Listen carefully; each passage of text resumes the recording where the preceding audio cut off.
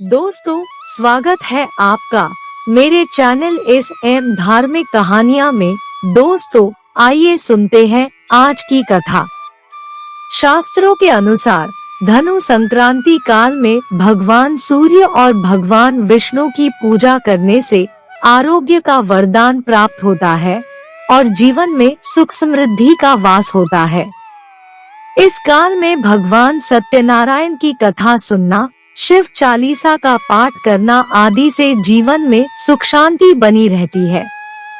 संक्रांति का दिन तब मनाया जाता है जब सूर्य एक राशि से दूसरी राशि में संक्रमण करता है। एक वर्ष में कुल 12 संक्रांतियां होती है। धनु संक्रांति या धनु संक्रांति एक शुभ त्योहार है जो तब होता है जब सूर्य धनु राशि या धनु राशि में प्रवेश करता है।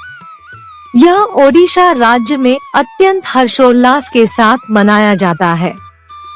धनु मास मकर संक्रांति की शुरुआत है और यह भगवान जगन्नाथ को विशेष पूजा के साथ मनाया जाता है। यह दिन सूर्य देव की पूजा करके भी मनाया जाता है।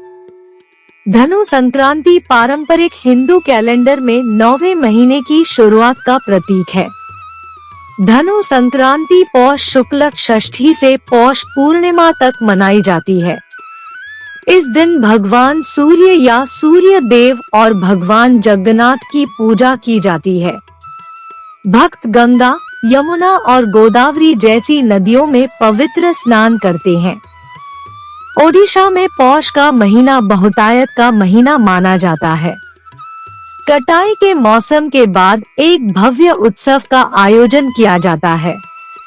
एक स्वादिष्ट व्यंजन धनु मोहन मीठे चावल के टुकड़ों से तैयार किया जाता है और भगवान जगन्नाथ को चढ़ाया जाता है।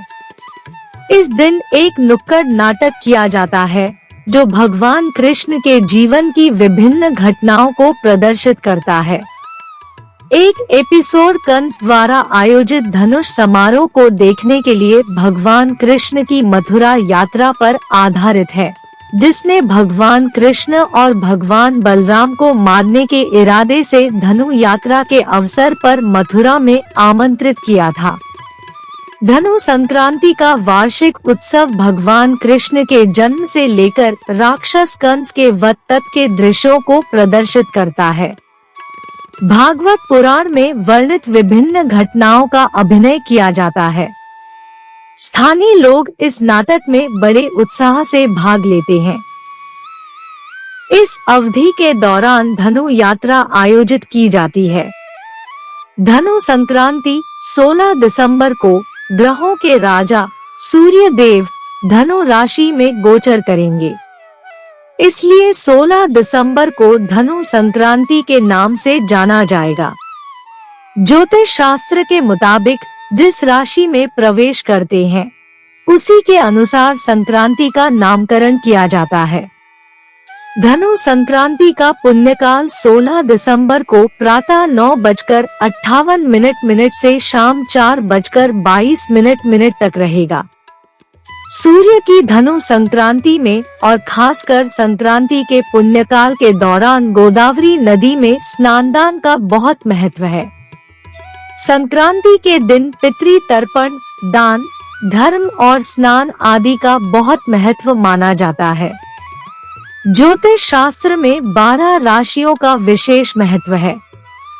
बारी बारी से सभी ग्रह इन 12 राशियों में प्रवेश करते हैं। सूर्य ग्रह भी इन्हीं में से एक है।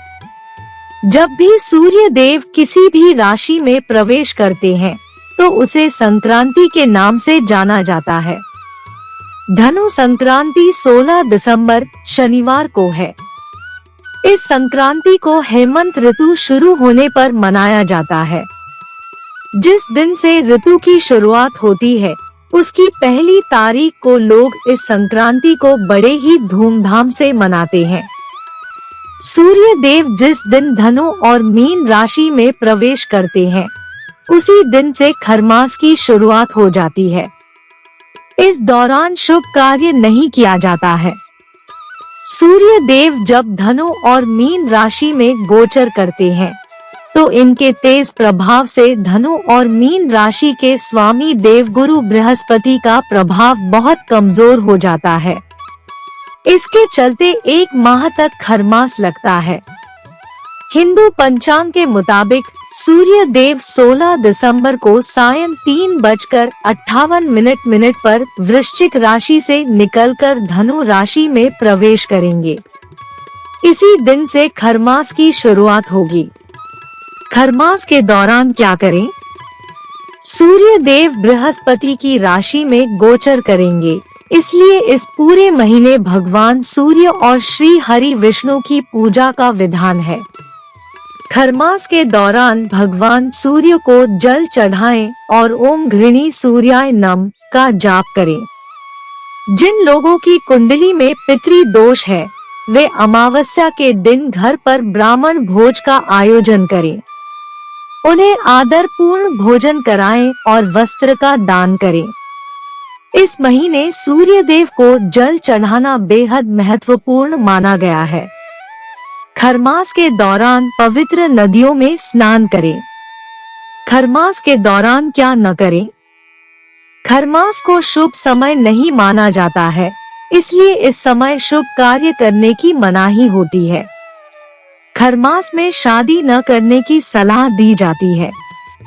इस महीने में नया घर खरीदना, कोई संपत्ति खरीदना, नया कारोबार शुरू करने से बचना चाहिए। इस माह में लोगों को नया वाहन नहीं खरीदना चाहिए। इस महीने में लोगों को तामसिक भोजन और शराब का सेवन नहीं करना चाहिए। खरमास की कथा जाने क्यों माना जाता है इस माह को अशुभ? खरमास को अशुभ मानने को लेकर एक पौराणिक कथा है। इस कथा के अनुसार इस महीने में घटी घटना जो सूर्य देव की गति को प्रभावित कर सकती है, वो इंसान के भी कामकाज को प्रभावित कर सकती है। इसी कथा में छिपी है इस महीने को अशुभ मानने की वजह। तो आइए जानते हैं खरमास को अशुभ मानने की वजह। भोपाल। धार्मिक ग्रंथों के अनुसार सूर्य देव उन देवताओं में से एक हैं, जिनके अपने काम से आराम लेने पर रोक है, क्योंकि ऐसा करने से सृष्टि का कामकाज प्रभावित होता है और जीवन का अस्तित्व संकट में पड़ सकता है। इसी वजह से भगवान सूर्य 7 घोड़ों के रथ पर सवार होकर लगातार परिक्रमा करते रहते हैं, लेकिन उनके घोड़ों को आराम की जरूरत होती है। वे भूख प्यास लगने से थक जाते हैं। इस तरह ब्रह्मांड की परिक्रमा के दौरान घोड़ों की दयनीय दशा देखकर सूर्य देव उनको पानी पिलाने के लिए एक तालाब के किनारे पहुँचे, लेकिन उन्हें एहसास हुआ कि रथ रुक गया तो सृष्टि चक्र प्रभावित होगा।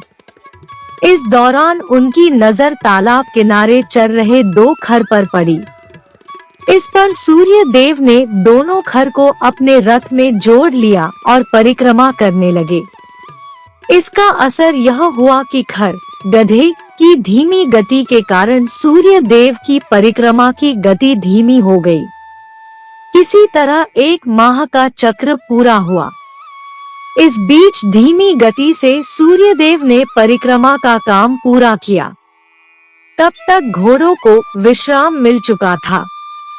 हर 100 वर्ष में इसी तरह का चक्र चलता रहता है और इस बीच 1 माह का खरमास आता है। माना जाता है जिस महीने सूर्य देव प्रभावित हुए, उस महीने का खराब असर इंसान पर भी पड़ेगा। कब से लग रहा खरमासा। खरमास 2 शब्दों खर और मास से मिलकर बना है। खर का अर्थ है गधा और मास का अर्थ है महीना। मान्यता है कि सूर्य देव तेज गति से चलते रहते हैं, इसी से पृथ्वी पर जीवों को ऊर्जा मिलती है।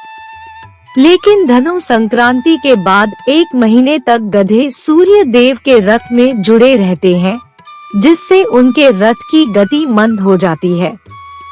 मान्यता है कि इससे पृथ्वी पर जीव प्रभावित होते हैं।